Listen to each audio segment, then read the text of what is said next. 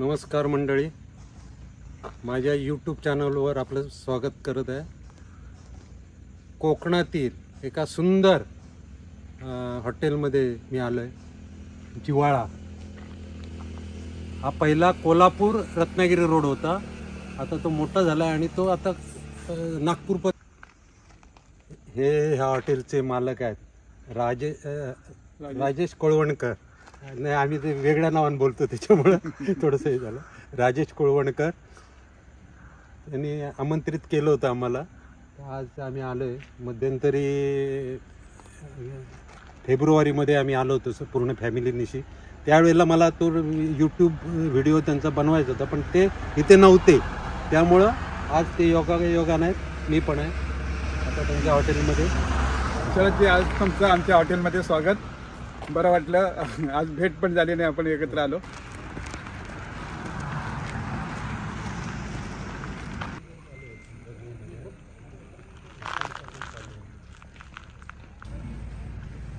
या हॉटेलमध्ये प्रत्येकाने यावं असं एवढं निसर्गरम्य हे ठिकाण आहे. गार्डन सुद्धा छान आहे. एकदम वातावरण प्रफुल्लित होईल असं हे हॉटेल आहे. प्रत्येकाने एकदा तरी भेट दिलीच पाहिजे.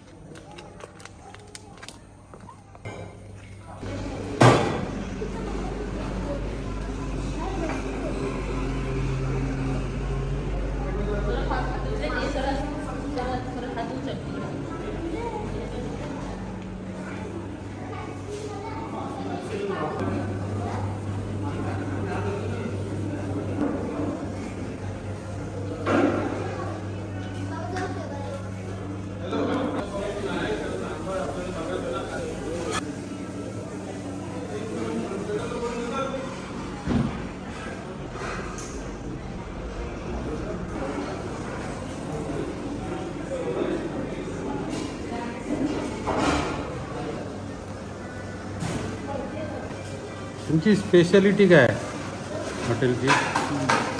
आज बुधवार आहे, त्यामुळे तुम्हाला नॉनव्हेज ट्राय करायला हरकत नाही.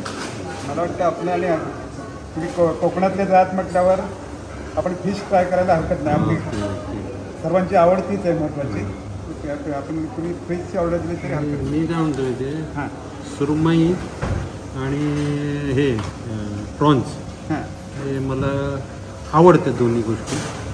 तू काय खाणार? दोन्ही चालेल. दोन्ही चालेल, हरकत नाही. जेवणापूर्वी आपण फिश फ्राय ट्राय करूया. मला फिश प्लॅटर देतो मी. त्यात म्हणजे सुरमई वगैरे वेगवेगळ्या मच्छी पण ओके ओके. आणि मग त्यातली कुठली तुम्हाला पसंत पडते त्याप्रमाणे मग जेवणाची पण ऑर्डर द्यायला हरकत.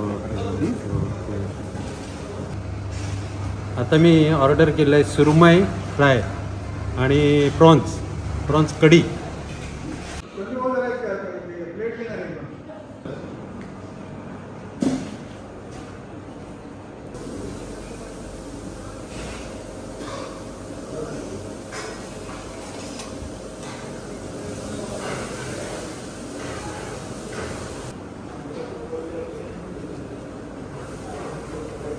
सर जी तुमची आवडती सोलकढी पण येते. थँक्यू.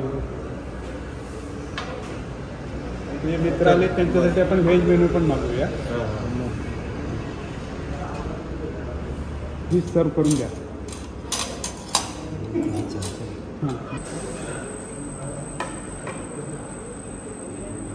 बांगडा आहे ना? बांगडा नको, सुरमई कट करून द्या. सुरमई दे.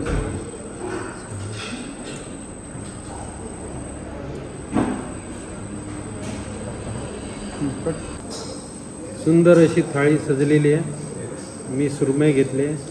आज माझा भाऊ दिनेश त्याला पापलेट आवडतं म्हणून पापलेट आणि बांगडा घेतला आहे त्यानं. प्रॉन्स पण आहे. आता आम्ही स्वाद घेतो याचा, बघूया.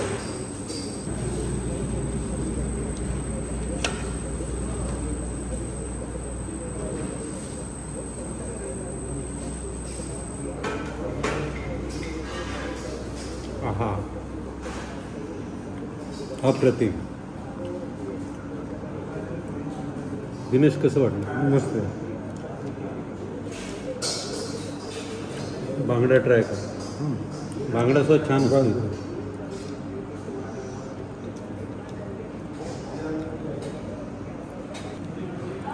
अप्रतिम असा स्टार्टर आहे. स्टार्टर जेवढं छान आहे तर जेवण किती छान असेल ते आपण ट्राय करूया.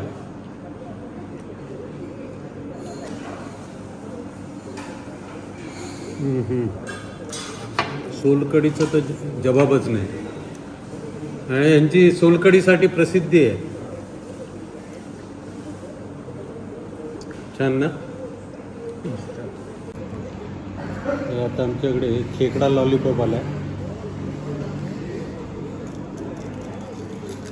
गरमागरम.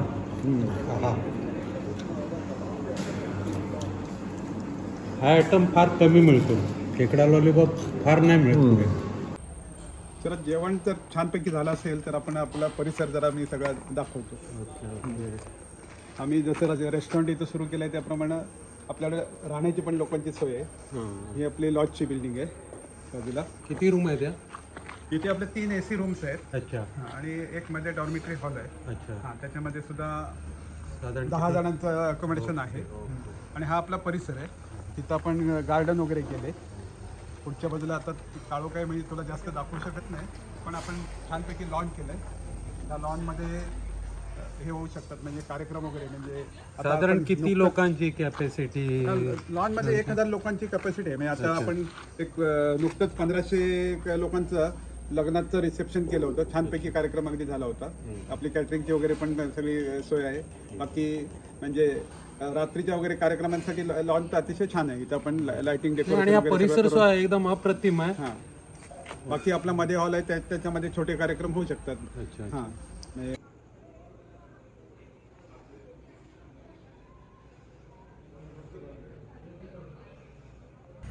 छान जेवण झालं. आता राजू बरोबर जरा त्याच्या गार्डनमध्ये बसलो इथे हॉटेलच्या. राजू, खरंच डोकं छान चालवलं. तुला ही आयडिया हॉटेलची कशी काय? तुला माहितीच आहे आपण देवळ्यात होतो. मी पण देवळ्यातच राहत होतो आमच्या कुटुंबात. त्यानंतर मी म्हणजे ठरवलं की वास्तव्यासाठी करंजारीत येऊया. आणि इकडे आल्यानंतर म्हणजे माझा त्यावेळी फिरतीचा व्यवसाय होता. आणि मी आणि पत्नी माझी दोघंच असायचो. आणि तिला पण एक व्यावसायिक आवड होती. मग तिच्यासाठी काय व्यवसाय करावा. मग त्याच्यातून मला सुचलं की असं अरे आपलं हे हायवे लगत लोकेशन आहे. आणि आमच्या दादानी पण ही म्हणजे वडिलांनी जागा ही घेतलेली होती. तर पूर्वीपासून त्यांना शेतीत आवड होती. शेतीची डेव्हलपमेंट केली. पण त्याने एक विचारपूर्वक हा पुढचा पट्टा मोकळा ठेवला होता की काहीतरी इथं म्हणजे त्यांच्या शब्दात ते मोटेल मला पुढे करायचं असं एक कल्पना त्यांची होती. अमेरिकेत संस्कृती म्हणजे त्यांचा विचार किती पुढचा होता. हां, मग ते म्हणायचे. तर ते माझ्या पण डोक्यात आलं की अरे हिला पण व्यवसाय सुरू होईल. तिला म्हणजे तिच्या दृष्टीने हा व्यवसाय चांगला आहे. मग त्या याने आम्ही 2007मध्ये इथं राहायला आलो डिसेंबरला. आणि 2008मध्ये त्या कल्पनेवर काम करायला सुरुवात केली. आणि 2009च्या एप्रिलमध्ये आमचं हे रेस्टॉरंट सुरू झालं. आणि रेस्टॉरंट सुरू करताना थोडंसं त्यावेळेची पण सांगतो गोष्ट की हायवेला रेस्टॉरंट हा प्रकार फार कमी होता त्यावेळी. आणि त्यामुळं सगळ्यांनी जी माझी मित्रमंडळी किंवा गाववाली लोक ते म्हणायचे अरे इथं काय बस स्टॉप नाही काय नाही आणि तुम्ही रेस्टॉरंट सुरू करताय तिथं येणार कोण जेवायला. तर मी म्हटलं ठीक आहे. मी काय म्हणजे इथली गावातले स्थानिक बस स्टॉपची लोक वगैरे यावीत अशी अपेक्षा नाही आहे माझी. तर हायवेला जे टुरिस्ट असतात तर त्यांच्यासाठी सोय आपल्या भागात कुठे नाही आहे. त्यामुळे आपण ती करूया. आणि नक्की आम्ही सुरुवात केली. आणि सगळी चव आणि इथली व्यवस्था स्वच्छता सगळं आवडत गेलं लोकांना. आणि नक्की चांगल्या प्रकारचा असा रिस्पॉन्स मिळाला की तो बघून अनेक जण प्रेरणा मिळाली बऱ्याच जणांना. आणि त्यांनी पण हा व्यवसाय म्हणजे आता तर तुम्ही बघायला गेलात तर 1-1 किलोमीटरवरती आपल्याकडं अशी रेस्टॉरंट्स किंवा धाबे वगैरे आहेत. नाही सगळेच चांगल्या प्रकारे चालतात किंवा नाही चालतात हा वेगळा प्रश्न आहे. पण एक रोजगाराचा मार्ग लोकांना नक्की आता त्या दृष्टीनं सापडला आहे आता. आणि 2014मध्ये आम्ही मग इथं लॉजिंगची पण सोय केली. फार मोठ्या प्रमाणावर नाही आहे पण छोट्या प्रमाणावर आहे. आणि ते आता आपल्या नंतर लक्षात असं आलं की आपल्या कोकणातला जो आपला भाग आहे तर तिथं अशी कितीतरी ज्या जागा आहेत ह्या कोणी पाहिलेल्या नाहीत. आणि निसर्गाचं आपल्याला अगदी वरदान मिळालेलं आहे. आणि आपल्या इथं म्हणजे जैवविविधता जी म्हणतात ती सुद्धा भरपूर आहे. आणि ते सगळं जरा लोकांना आपल्या दाखवावं अशी कल्पना आहे. आमचा आता मुलगा चिन्मयसुद्धा CA झाला आहे. पण त्याला पण शहरापेक्षा हे ग्रामीण भागाचं आकर्षण आहे. परिसराचा पण त्याला ह्या फार आवड आहे. त्यामुळे त्या माध्यमातून त्याला पण इथं डेव्हलपमेंट करायचे आणि त्या दृष्टीने त्याचे प्रयत्न चाललेत आणि तो नक्की खात्री आहे टुरिझम वगैरे ह्या विषय वाढवेल चांगला आणि त्यामुळं आता तो टुरिस्टसाठी पॅकेज इकडच्या परिसराची पण देतो आणि त्याच्या माध्यमातून आमचा हा लॉजिंगचा जो व्यवसाय आहे तो सुद्धा चांगल्या प्रकारे वाढेल आणि लोकांना पण चांगल्या सुविधा दिल्या तर लोकांकडून पण निश्चितच रिस्पॉन्स चांगला मिळतो. त्याच्याबरोबर मी आता हा एक विषय आहे तुला पुढे पण मला शेतीची पण फार आवड आहे आणि त्या ह्याच्यातून पण आम्ही आंबा काजू वगैरे लागवड केली. इथं रेस्टॉरंट वगैरे सुरू केलं तर त्यावेळी वाटायला लागलं की अरे आंबा ही अशी वस्तू आहे आपल्या कोकणातली की जी सगळ्यांना अगदी आवडते आणि अप्रतिम चवीचा आपला जो आंबा आहे सगळीकडे दुर्मिळ आहे. त्यामुळे त्याचा आपण जर आपल्याकडे आहे तर लोकांपर्यंत पोहोचवला पाहिजे. मग त्या दृष्टिकोनातून आम्ही सुरुवात केली आणि आम्ही इथं चांगल्या प्रतीचा हापूस आंबा आपला स्वतःचाच पिकवलेला हा म्हणजे इथं पिकवून विकतो आणि पिकलेला आंबा त्याचा स्वाद पण म्हणजे आपण इथं नैसर्गिक पिकवल्यामुळे स्वाद चांगला आहे. बरेच असे माझे मित्र किंवा बरीच मंडळी असे आहेत की रत्नागिरीत सुद्धा कामासाठी आली तर ती वाट वाकडी करून आंबे घ्यायला आमच्याकडे येतात. मग त्यातनं एक वेगळं समाधान मिळतं की रत्नागिरीतनं माणसाला मुंबईला जायला मार्ग वेगळा आहे पण तरी पण आपलं वाट वाकडी करून आपल्यापर्यंत तो येतो आणि आंबे घेऊन जातो. त्यांची ही 4थी पिढी आहे व्यवसायात. शक्यतो कोकणी माणूस व्यवसाय करत नाही पण ही 4थी पिढी आहे आणि सक्सेसफुल आहेत ते लोक व्यवसायामध्ये. त्यांची प्रेरणा प्रत्येकाला मिळावी आणि त्याच्या पाठी त्याची मिसेस आहे. इथलं सगळं व्यवस्थापन जे आहे तीच पाहत असते आणि त्यामुळं एक चव पण चांगली आमची लोकांना आवडणारी झालेली आहे तयार आणि ती कंटिन्यू राहावी त्याच्यासाठी तिचे प्रयत्न असतात. म्हणजे जास्त लक्ष इथल्या व्यवसायावर तिचं असतं आणि ती आता आपल्याला व्यावसायिक वाढ करायची आहे त्या दृष्टीने आमच्या सगळ्या कुटुंबाचा त्यात सहभाग आहे. आणि मी आता म्हटलं त्याप्रमाणे की आपल्या इथं बाकी पण म्हणजे लोकांना वेगवेगळे कार्यक्रम करायचे असतात मग त्या दृष्टीने पण सोय व्हावी ही आमची इच्छा आहे आणि स्थानिक लोकांना रोजगार याच्यातून मिळावा. स्थानिक लोकांनी प्रेरणा घ्यावी तयार व्हावं स्थानिक मुलं त्यांना रोजगार मिळावं अशा दृष्टिकोनातून आपण सगळं केलं आहे. आणि काय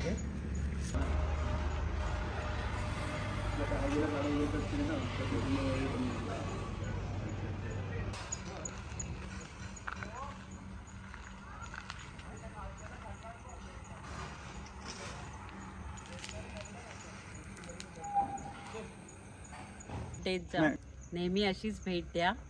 धन्यवाद. थँक्यू.